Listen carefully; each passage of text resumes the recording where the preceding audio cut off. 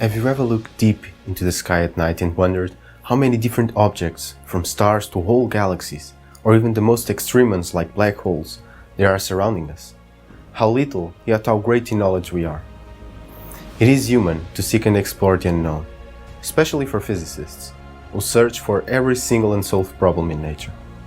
As a physics student, I seek for the unknown by studying a specific type of exotic and compact objects called boson stars. More specifically, my work is to study the behavior of two of these stars when colliding head-on.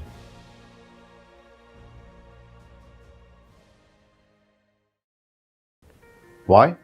Well, because these can mimic black holes, and upon assuming their existence in nature, can attain important questions regarding dark matter. But let us rewind a bit. Allow me to introduce some necessary background. First of all, what are bosons?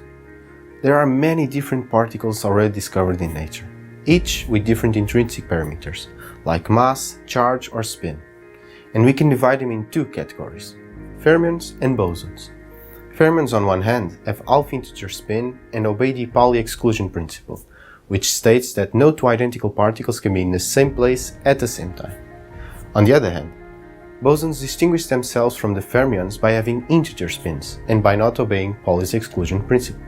That is, you can have as many bosons as you want in the same place at the same time. Regarding this work, bosons are a key factor given their low interaction with matter. If something does not interact with almost anything around it, its detection becomes almost impossible.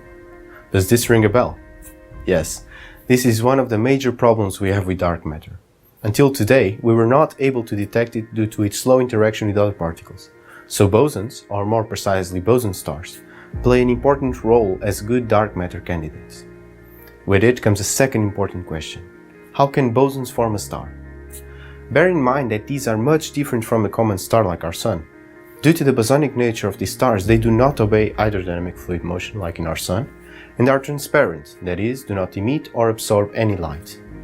Physically, it can be thought of as a big group of bosonic particles held together by both gravity and quantum generacy pressure.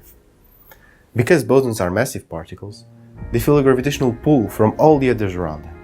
Consequently, they will converge to the center of the star, but contrarily to fermions, bosons can be all in the same place at the same time. So why don't we have just a point in space instead of a star with a certain radius associated? Well, this is where quantum effects kick in. The Heisenberg uncertainty principle tells us that we can never know for sure the position of a particle. Consequently, we have a range of positions which gives us the notion of radius for these stars. The equations that govern the behavior of these stars are extremely hard to solve. Analytically, it's almost impossible. So we rely on numerical solvers and in supercomputers to find what happens to these stars when we perturb them or when they meet a companion boson star. This leads us to our next and final topic. What is the purpose of this work? Our goal, by colliding head-on two identical boson stars, is to see what happens to the bosonic field, that is, if both stars merge to a stable one, collapse to a black hole, or disperse to infinity, but most importantly is to study the emerging gravitational wave signal. We will study a case where one of the stars has its bosons with opposite phase, where we do not expect the collision to result in any of the three previous outcomes.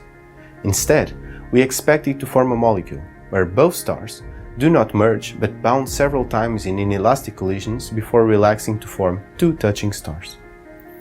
With these numerical simulations, we will provide crucial data for gravitational wave detectors to search for these strange objects in the universe and possibly contribute to solving the dark matter problem. Thank you for watching and stay tuned.